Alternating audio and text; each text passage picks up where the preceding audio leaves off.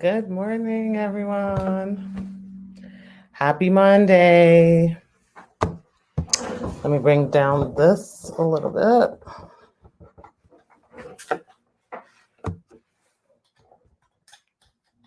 Sorry, guys, I'm just trying to set my two cameras so it is clear. Happy Monday, everybody. Say hi in the comment. Let me know where you're tuning in from.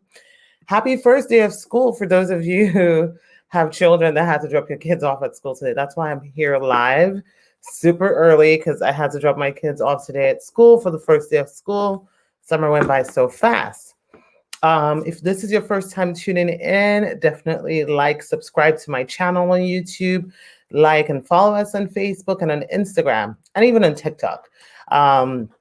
Good morning, Stephanie on Instagram. Thank you for tuning in super early to hear me talk live. If you're here live, definitely comment in the box. Let us know where you're tuning in from, as well as, let us know if this is your first time tuning in. So for those of you who don't know me, my name is 𝐀𝐟𝐢𝐲𝐝𝐚. I'm an immigration attorney. My offices are located in Orlando area, Florida, and Atlanta, Georgia. However, I represent clients all over the United States, so it doesn't matter what state you're in. If you want to immigrate to the United States and you have a family connection, I'll be happy to assist you with your family immigration matter. Good morning, One God from Georgia. Hi. Okay, so today, New York City. Hi, Stephanie. Thank you so much for tuning in for the first time. I actually used to live in New York City, and New York always has my heart. I want to talk about financial affidavits and when it's needed, and if it's needed when it pertains to a VAWA self-petition.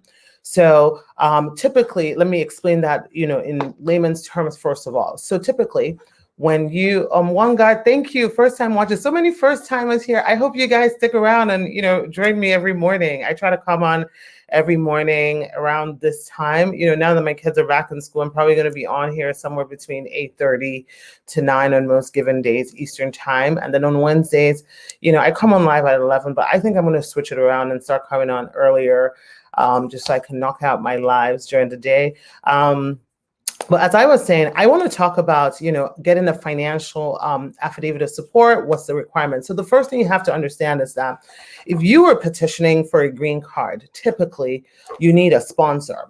And what I mean by that is somebody needs to sponsor you financially. And what does that mean? It means that if your spouse or your parent is filing for you, for example, they need to meet an income requirement to petition for you.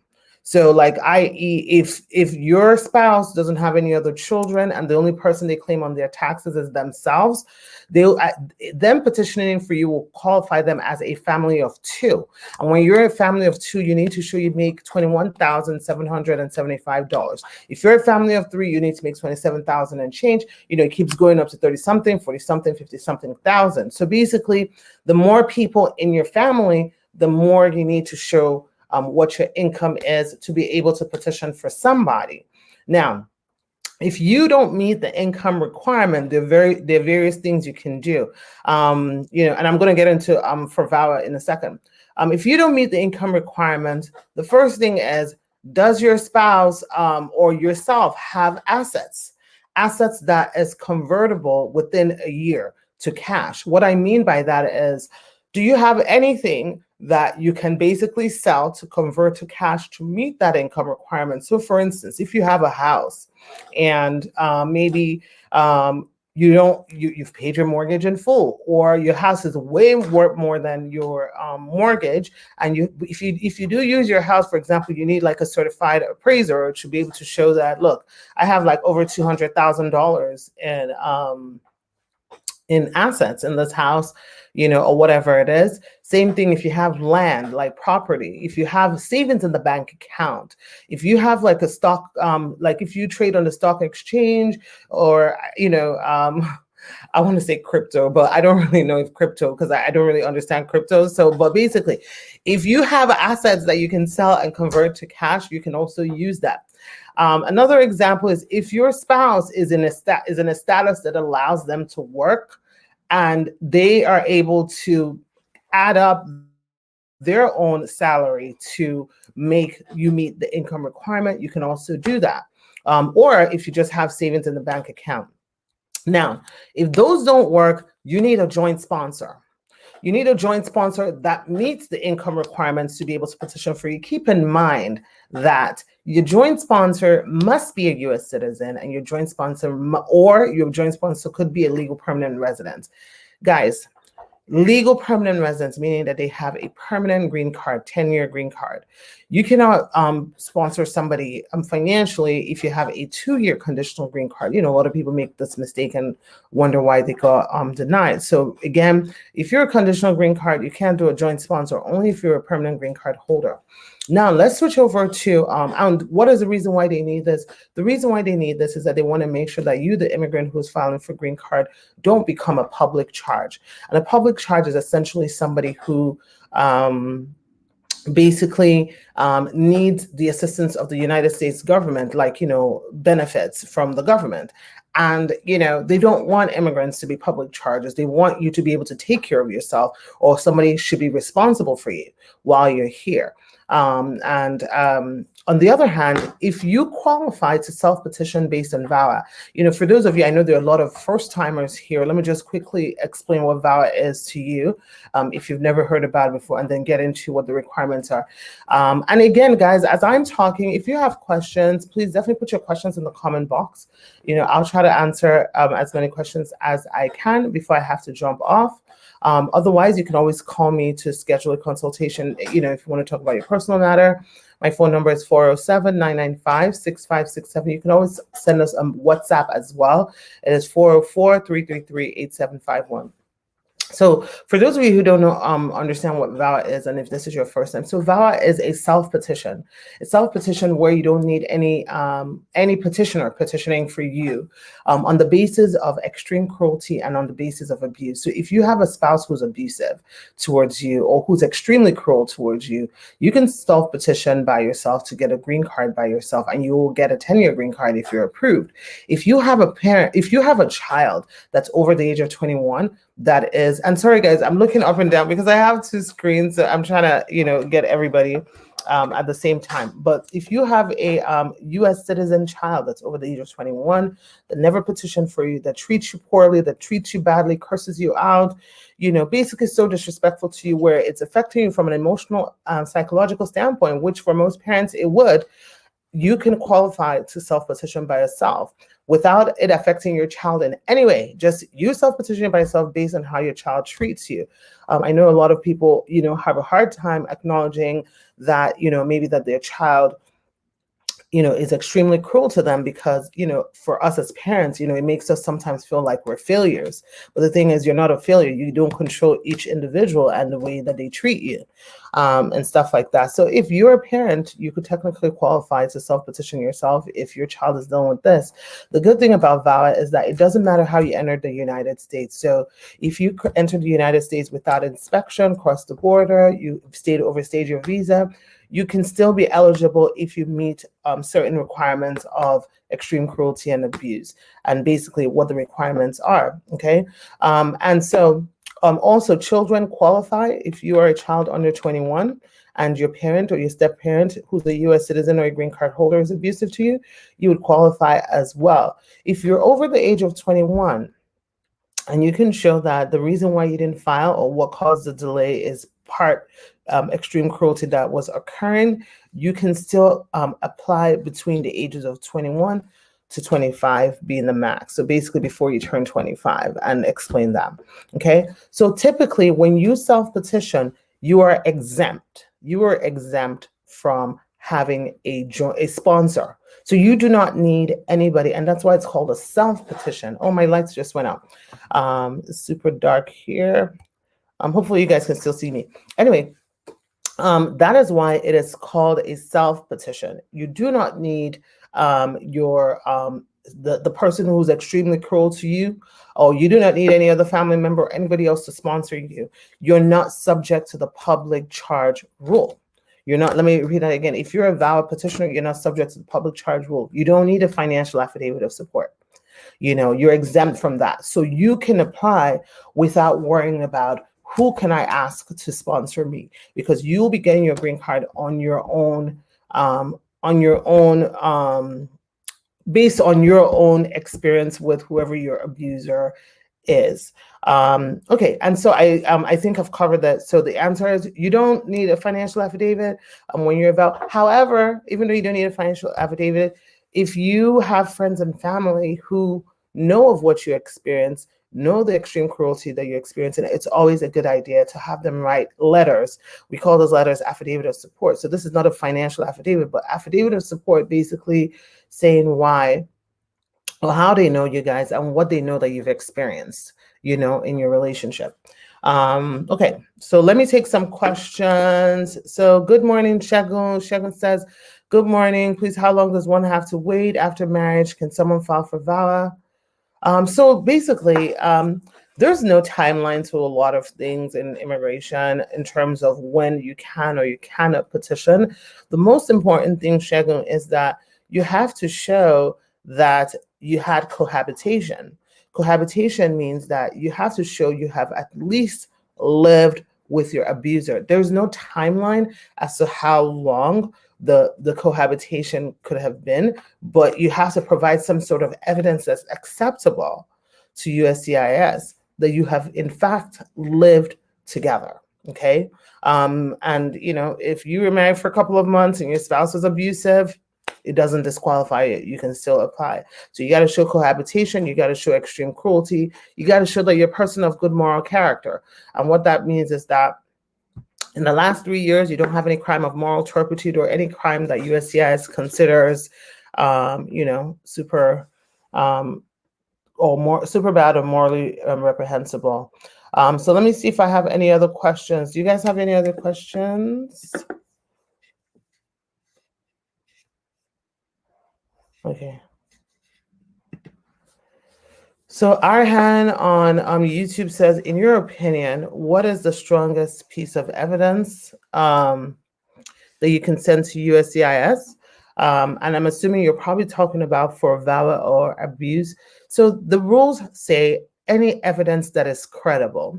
So there's not one or the other that shows credibility. But of course, if you have police reports showing showing incidents of abuse, like where you call the cops because your spouse did something, that is very credible evidence. Now, I know I'm saying police report is very credible, but again, let me be clear.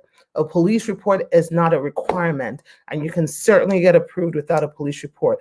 I am just saying that it is a very, very credible evidence, because usually when you have a police report, the police officer will usually write it there, what the issue is, husband and wife domestic dispute, this person did this to that person. So obviously a policeman doesn't have an incentive to just make up a story, right? Or just show up to somebody's house and start writing that. So it is a credible evidence. Another credible evidence is any images of the behavior of your spouse, whether it's a physical damage to any parts of your person, right? Or a physical injury to any parts of your person, that's good credible evidence. Good credible evidence is text messages that were sent from your abuser, the person that's extremely cruel. When you send text messages, you want to make sure that the text messages, they're able to identify the person. And what I mean by that is, if you just send like a paper, like a random paper with just text going around, you can verify that. So you have to screenshot it where it shows that person's number, and they can easily verify that it's that person's number, or they can easily verify that it's that person's social media handle, or whatever it is, and your own number, to see that that conversation is really happening between the two of you. Okay, so that's also good evidence to show abuse. Another really strong piece of evidence is your personal testimony that you state under penalty of perjury. We call that a declaration.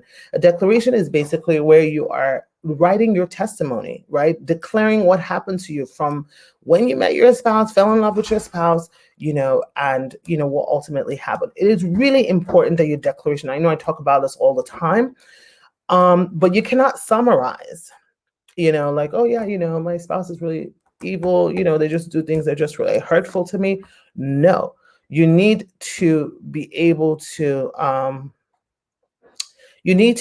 be very detailed about what your spouse does to you and give very concise and concrete examples of what it is, like when it happened. Oh, one day we went to Walmart, I didn't have any money. My spouse got angry and my spouse slapped me in the face or something like that. I'm just using that as an example. But basically, you need to give us the detail, of events that happen.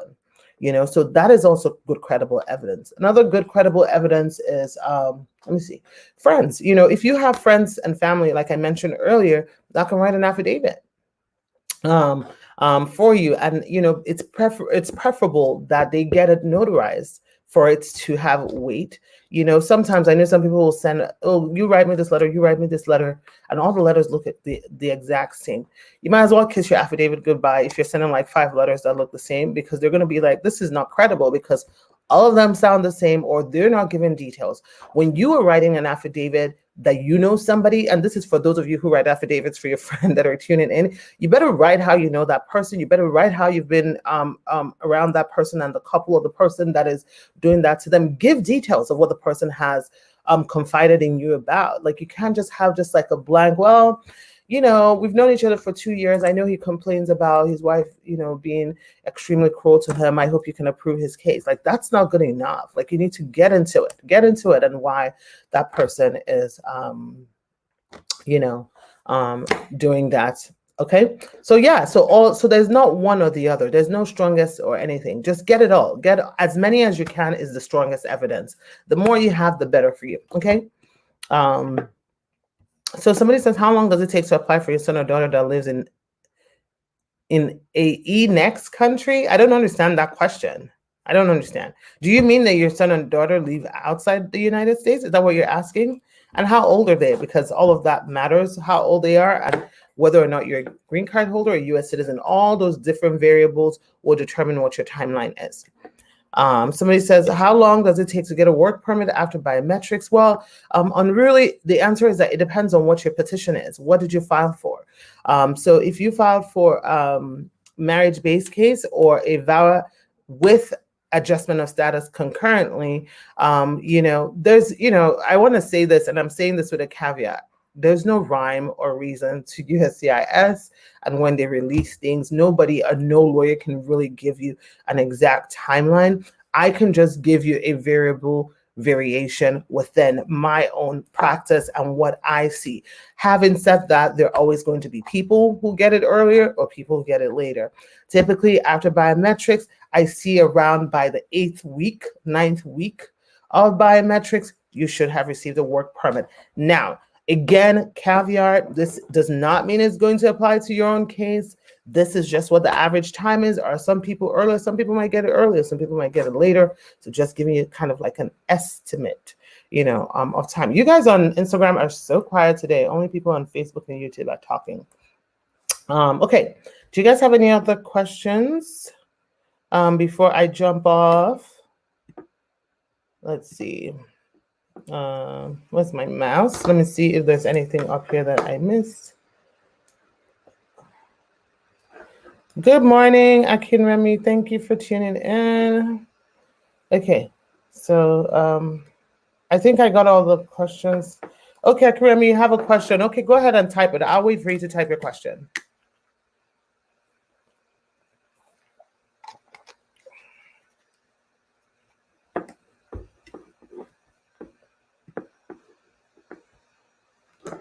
So while she's typing her question, does anybody else have any questions about your immigration matter or a question that you've been dying to know the answer to?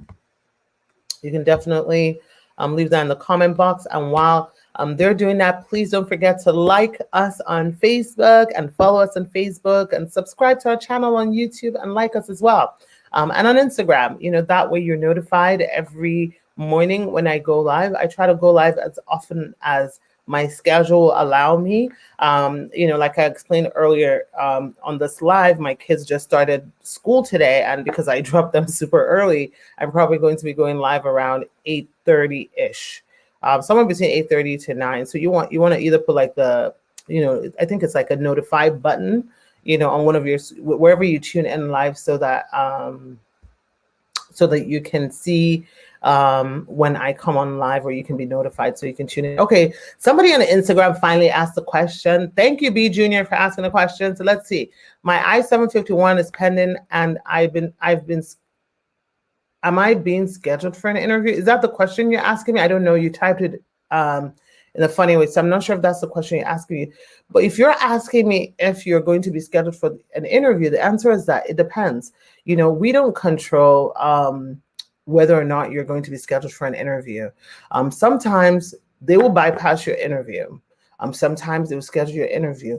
A lot of times when I see bypassing, it's because you just have a ton of bona fide evidence, a ton of evidence to show that you have a legitimate marriage. When you have a legitimate marriage, regardless of the reason why you're removing conditions on your green card, it's easier to get approved.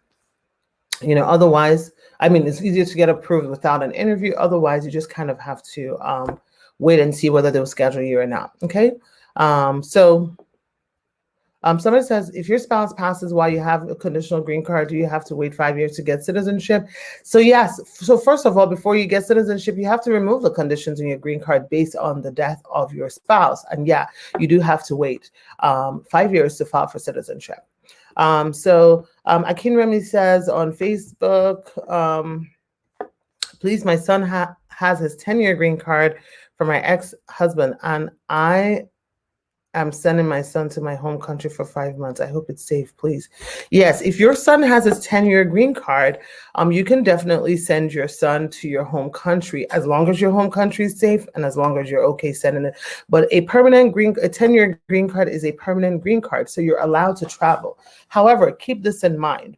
If you want your son to naturalize and become a U.S. citizen within 5 years, you want to make sure that you keep your trips outside of the United States to a combined total of less than 2 years, 5 months. Okay.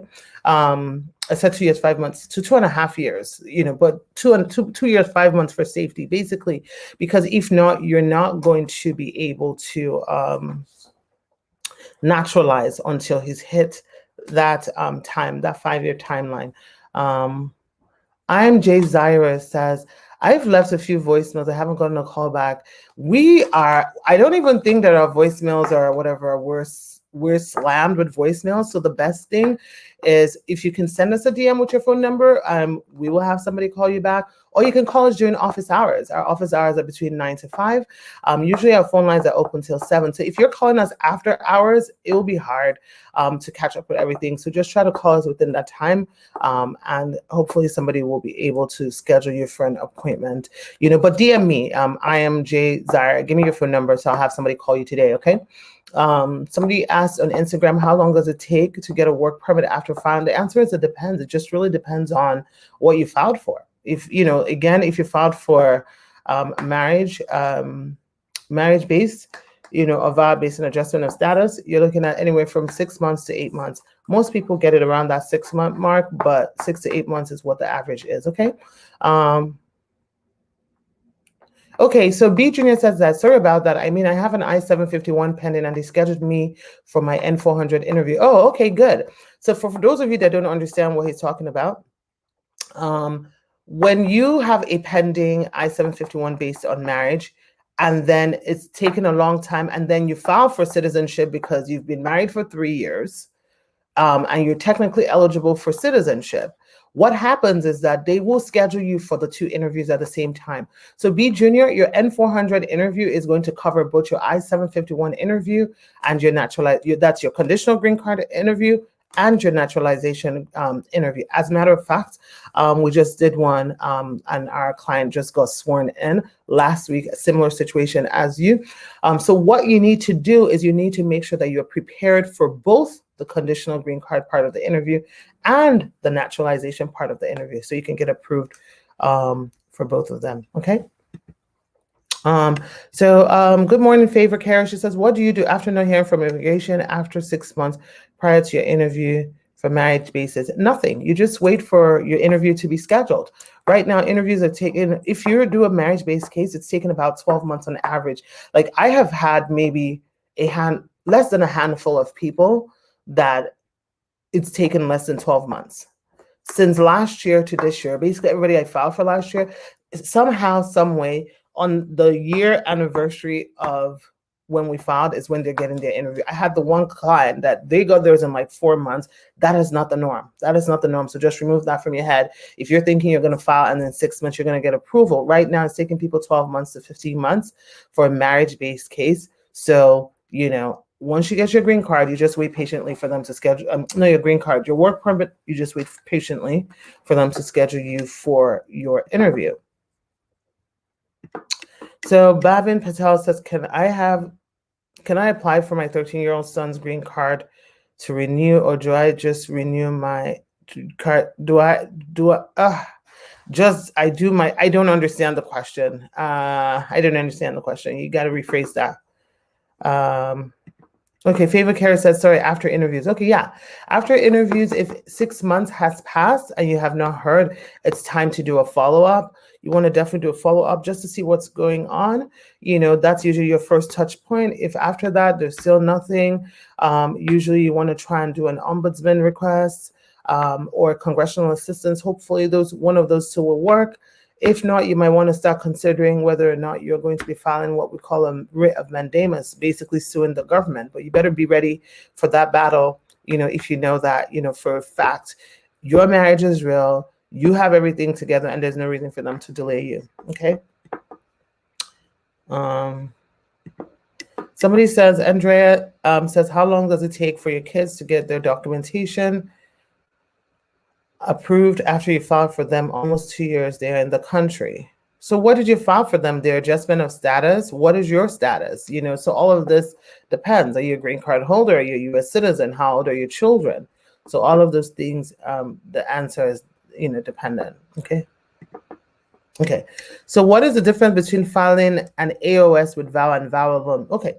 So an adjustment of status with VAWA means that you're filing for your green card at the same time as your VAWA application. Your green card, basically, in order for you to file your green card, there has to be a visa available to you to petition. For example, if you're married to a U.S. citizen and you filed a VAWA case, you can file it with an adjustment of status because there's an unlimited visa availability, and there should be no problem filing it, okay? If you are if you are married to a green card holder, for example, and you're filing for VAWA, there are variables, and all of this depends on the calendar. So as of this month of August, you can file an adjustment of status because right now visas are currently available for green card holders, right, who are filing with for green card holders who abused spouses who have green card holder spouses. However, there are other times where green card holders, there might not be visas available, and at that time you have to file for the VAWA and wait until that is approved and a visa is available for you to adjust your status. My tongue is twisting today. Another example, you know, earlier I talked about if you're a child filing based on an abusive parent and you're between the ages of 21 to 25. If you're between the ages of 21 to 5, you are in the family preference category. So visas are not immediately available to you. There is a wait time. So in those cases, you cannot apply for a VAWA petition and for an adjustment of status with your VAWA until a visa becomes available. So let's say your VAWA petition is pending and your visa becomes available based on your priority date. Sure, you can file your adjustment of status, but otherwise you have to wait for that to be available. Okay. Somebody says, Manu says, after you qualify for a work permit and travel documents, how long can they take for you to receive your green card? The answer is that it depends. It can take months, it could take years. You know, nobody controls that other than USCIS. One, it depends on what kind of case you're filing for. You know, if you're filing for a VAWA case, you know, you're looking at 2.2 years to 2.5 years at least to get a green card. And you could very well get your work permit in 6 months. And again, all these timelines that I give you is not, there's no timeline set in stone. Most lawyers are going to give you an average timeline of what you see the average, but we cannot tell you when your particular case is going to be approved because that is based on USCIS, your officer, the due diligence they're doing or what it is that they're doing. Just the same way I tell you guys, you know, VAWA is 2 years to 2.5 years. Last week, I got notice that a client's VAWA that I filed in January was approved. But until I get the letter in the mail, which is coming in the mail, like, I don't believe it, because it's like, how could it be approved so long? Because that is the quickest it's ever, happened. So, again, even for me, myself, and most of us attorneys, sometimes we don't understand the method or the reasoning why certain people are approved quicker or later, but just, I just can only give you like a variation, like a variable. OBMS says, why is it taking so long for NVC to schedule F2 interviews in Nigeria? It's taken so long because there was a travel ban. Nigeria was on the travel ban list. So the amount of backlog is ridiculous. So there's that backlog. Then there was a COVID ban, consulates all being closed and not receiving interviews, to now trying to backlog that before they get to the newer batch. So you just sit down, buckle up, and wait. It's going to take you some time. Okay. So I'm Jay. Zaire says, I sent you a DM. Okay, I'll make sure that someone calls you. Okay. Favor Curry says, I wonder if that's me. I work with Favor. Okay, by God's grace, maybe it's you. I don't know. We'll see. I mean, I know who it is. It's not you, but by God's grace, your own stuff will be super quick as well. Do I have to stay in the city I get married in order to file for VAWA? No, you don't have to stay in the city where you're married to file for VAWA. But just make sure that, if you put in any petition of any kind, whether it's VAWA or whatever, and you move to a different location, it is important that you notify USCIS. One, not only because you want them to have your most up-to-date address, but two, you want to make sure that if they're scheduling you for an interview, that they're scheduling you for an interview in the right location, because you don't want to be in Maryland and then you move to California, you're getting an interview in Maryland. It's going to be hard to get to Maryland, right, for your interview. You're going to have to, take the airfare and fly, over there. So, just make sure you notify them. But there's no requirement that wherever you get married is where you must petition. Okay. Okay, Bavin tried to rephrase the question. So let me see. What can I do to renew my 13-year-old son's green card? So the question that I have for you is, why your son is 13. So when did he get his green card? Because if he has a 10-year green card, it probably hasn't expired unless he got his green card when he was 2 years old or 3 years old. Is that what it is? If that's the case, then you just need to fill out the form, the renewal form. Okay. Damara says, thank you. Love your videos and lives. Keep them coming. I will. I was never a fan of lives, just because, it takes a lot of my time. But honestly, I miss talking to you guys when I don't talk to you guys. So I'm enjoying it. And so I'm going to try and be doing this every morning on the weekdays. I will try. There's some days, like the next 2 weeks, I have a bunch of interviews coming up in the mornings. So I might not be live, a lot next week, but I will try to be coming live. Now that my kids are back in school, I'm going to be coming live on around 8:30 a.m. to 9 a.m. Eastern Standard Time. That's when I'm going to try and do it. I'm also even going to switch my Wednesday live as well. I'm just going to knock it out in the morning. But don't quote me on that. I got to check my schedule and make sure that I can do that. Andrea says, I skipped her question. What's your question? Let's find you, Andrea. Okay, so adjustment of status of a 16 and a 9-year-old mother's interview was done. I'm waiting for approval, so not yet a green card holder. Okay, wait, this must be a follow-up to another question. So it says, how long does it take for your kids to get their documentation approved after you file for them? They are in the country. So then let me go back. Okay, you filed an adjustment of status for them. But you filed it based on what? Like, you as the parent is petitioning for them? If you as the parent is petitioning for them, there is a timeline. I do find that kids don't take as long. So 2 years is a long time. Or is it your spouse who petitioned for them? If you as the mom petitioned for them, I consider 2 years to be really long. So it's time for you to take the next steps, which could be ombudsman requests, congressional assistance, if you've already tried to reach out to USCIS and you've not yielded anything. But I would say that that's a long time for a mother to file an adjustment of status, and it's been 2 years and nothing has happened. As long as you have proof that those are your children, that's weird.